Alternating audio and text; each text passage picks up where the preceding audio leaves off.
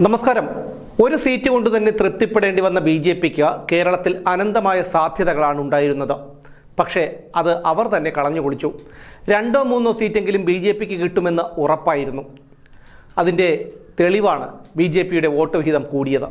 തിരുവനന്തപുരത്താകട്ടെ BJP സ്ഥാനാർത്ഥിയായിരുന്ന Rajeev Chandrasekhar 2ാം സ്ഥാനത്തെത്തുകയും ചെയ്തു. മാത്രമല്ല, ആറ്റിങ്ങലിലെ LDF സ്ഥാനാർത്ഥിയായിരുന്ന V ജോയിയുടെ Chirayinkeezhu മണ്ഡലത്തിലെ അഴൂർ 156 നമ്പർ ബൂത്തിൽ 24 വോട്ടുകൾക്ക് മുന്നിലെത്തുകയും ചെയ്തു ബി.ജെ.പി. മുമ്പത്തെക്കാളേറെ ബി.ജെ.പി ഇപ്പോൾ മുന്നോട്ട് പോയിരിക്കുകയാണ് ഒരുപാട് ദൂരം. എങ്കിലും ഒരു സീറ്റിനപ്പുറം നേടാൻ ബി.ജെ.പിക്ക് കഴിഞ്ഞില്ല. കിട്ടിയതു തന്നെ മഹാഭാഗ്യം എന്ന ചിന്തയിലാണ് ബി.ജെ.പിയുടെ നേതൃത്വം. അനുകൂല ഘടകങ്ങൾ പലതുണ്ടായിട്ടും എന്തുകൊണ്ടാണ് ബി.ജെ.പിക്ക് ഒരു സീറ്റ് കൊണ്ട് തൃപ്തിപ്പെടേണ്ടി വന്നത്? തീർച്ചയായും അതിന് വ്യക്തമായ കാരണമുണ്ട്. അതൊരു കാരണം മാത്രമായിരിക്കാം. സംസ്ഥാനത്ത് അതിശക്തമായ ഭരണവിരുദ്ധ വികാരമുണ്ടായിട്ടും അതിനെ വേണ്ട രീതിയിൽ പ്രയോജനപ്പെടുത്താൻ ബി.ജെ.പിക്ക് കഴിഞ്ഞില്ല. ഭരണവിരുദ്ധ വികാരം മാത്രമല്ല, പിണറായി വിരുദ്ധ വികാരവും കൂടിയുണ്ട്. മാത്രമല്ല, പിണറായി വിജയനെ സംരക്ഷിക്കുന്നത് ബി.ജെ.പിയുടെ ദേശീയ നേതൃത്വവും കേന്ദ്ര സർക്കാരുമാണെന്നുള്ള ധാരണ കേരളത്തിലെ പൊതുജനങ്ങൾക്ക് നന്നായി ഉണ്ടായിരുന്നു. കാരണം ക്ഷേമ പെൻഷൻ അടക്കമുള്ള ആനുകൂല്യങ്ങൾ മുടങ്ങിയതും മെഡിക്കൽ കോളേജുകൾ ഉൾപ്പെടെയുള്ള സർക്കാർ ആശുപത്രികളിൽ വേണ്ടത്ര ചികിത്സ ലഭിക്കാത്തതും കൊള്ള നിരക്ക് ഈടാക്കുന്ന KSEBയും ഒക്കെയാണ് കേരളത്തിലെ ജനങ്ങൾക്ക്, സാധാരണക്കാരായ ജനങ്ങൾക്ക് പിണറായി സർക്കാരിനെ വെറുക്കാൻ കാരണമായത്. പിണറായിക്കെതിരെ ശബ്ദിക്കാൻ പോലും ഭയപ്പെട്ടിരുന്ന സാധാരണക്കാരായ സ്ത്രീകൾ പോലും പരസ്യമായി പ്രതികരിക്കാൻ തുടങ്ങി അതിരൂക്ഷമായി. കടുത്ത സാമ്പത്തിക പ്രതിസന്ധികൾക്കിടയിലും പിണറായി വിജയനും കുടുംബവും നടത്തുന്ന ധൂർത്തും നവകേരള സർക്കിട്ടിനിടയിൽ നടത്തിയ DYFI അഴിഞ്ഞാട്ടങ്ങളുമൊക്കെ പിണറായിക്ക് മുമ്പത്തേതിനേക്കാൾ മോശമായ പ്രതിച്ഛായ നൽകി. PC ജോർജിനെയും രാഹുൽ മാങ്കൂട്ടത്തിലിനെയും ഒക്കെ അറസ്റ്റ് ചെയ്ത രീതിയും സംസ്ഥാന സർക്കാരിനെതിരെ വലിയ തോതിലുള്ള വെറുപ്പിന് കാരണമായി. കേരളത്തിലെ പൊതുസമൂഹത്തിനിടയിൽ അതിശക്തമായ സ്വാധീനമുള്ള വ്യക്തിയാണ് മറുനാടൻ മലയാളിയുടെ ചീഫ് എഡിറ്ററായ ഷാജൻ സ്കറിയ. അദ്ദേഹം നേരിടേണ്ടി വന്നത് സമാനതകളില്ലാത്ത വേട്ടയാടലാണ്.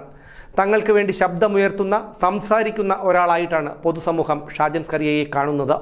അദ്ദേഹത്തിനെതിരെ നടത്തിയ പോലീസ് വേട്ട തങ്ങളെ തന്നെ അടിച്ചൊതുക്കുകയാണെന്ന പ്രതീതിയാണ് ജനങ്ങളുടെ മനസ്സിലുണ്ടാക്കിയത്. ഇതൊക്കെ ഞാൻ വെറുതെ അങ്ങ് പറയുകയല്ല. ചില്ലുമേടയിലും ദന്തഗോപുരങ്ങളിലും അല്ലാതെ ജീവിക്കുന്ന സാധാരണക്കാരായ ജനങ്ങളോട് ഇടപഴകുന്നവർക്ക് ഇക്കാര്യം നന്നായി മനസ്സിലാകും. ഏതോ ഒരു മാധ്യമ പ്രവർത്തക ഒരു തുണ്ട് പേപ്പറിൽ എഴുതി കൊടുത്ത പരാതിയിൽ സുരേഷ് ഗോപിക്കെതിരെ നടത്തിയ പ്രഹസന പോലീസ് നടപടികളും പിണറായിക്കെതിരെ ജനരോഷം ഇരട്ടിക്കാൻ കാരണമായി. പക്ഷേ കണ്ടവന്റെ പണമെടുത്ത് 3 നേരം മൂക്കുമുട്ട തിന്നുകയും 4000 പോലീസുകാരുടെ സുരക്ഷാ വലയത്തിൽ കിടന്നുറങ്ങുകയും പെണ്ണും പിള്ളയെയും കൂട്ടി വിദേശ രാജ്യങ്ങളിൽ സർക്കിട്ട് അടിക്കുന്നവർക്കുമൊന്നും ഇതൊന്നും മനസ്സിലാക്കാൻ കഴിയില്ല. അതവിടെ നിൽക്കട്ടെ. ലാവ്ലിൻ കേസ് 40 തവണ നീട്ടിവെച്ചതും കേന്ദ്ര സർക്കാരിനെതിരെയുള്ള ജനങ്ങളുടെ അപ്രീതിക്ക് കാരണമായി. തൃശൂരിൽ വന്ന് പ്രസംഗിച്ച പ്രധാനമന്ത്രി നരേന്ദ്രമോദി മുഖ്യമന്ത്രിയുടെ ഓഫീസ് കേന്ദ്രീകരിച്ച് സ്വർണ്ണക്കടത്ത് നടന്നെന്ന് പരോക്ഷമായി പറയുക കൂടി ചെയ്തപ്പോൾ കേന്ദ്ര സർക്കാരും ബി.ജെ.പിയുമാണ് പിണറായി വിജയനെ സംരക്ഷിക്കുന്നത് എന്ന തോന്നൽ ജനങ്ങളിൽ കൂടുതൽ ശക്തമായി. ഇതോടെ CPMന് സമാനമാണ് ബി.ജെ.പിയും എന്ന തോന്നൽ ജനങ്ങൾക്കുമുണ്ടായി. അപ്പിയിട്ട് നിൽക്കുന്നവനെ ചുമന്നാൽ ചുമക്കുന്നവനും നാറും എന്ന അവസ്ഥയിലായി സത്യത്തിൽ ബി.ജെ.പി. സാധാരണക്കാരായ പൊതുജനങ്ങളോടുള്ള പെരുമാറ്റവും ലോകായുക്തയെയും നിയമവ്യവസ്ഥയെയും പോലും വകവയ്ക്കാത്ത നിലപാടുമൊക്കെ പിണറായിയെ ജനമനസ്സുകളിൽ നിന്ന് അകറ്റി. മാസപ്പടിയും സ്വർണ്ണക്കടത്തും ഉൾപ്പെടെയുള്ള പല അഴിമതികളും തെളിവുകളടക്കം പുറത്തു വന്നിട്ട് പോലും വരാൽ പോലെ പിണറായി വഴുതി രക്ഷപ്പെടുന്നെങ്കിൽ അതിനു പിന്നിൽ ബി.ജെ.പി ആണെന്ന് ജനം ഉറച്ചു വിശ്വസിച്ചു.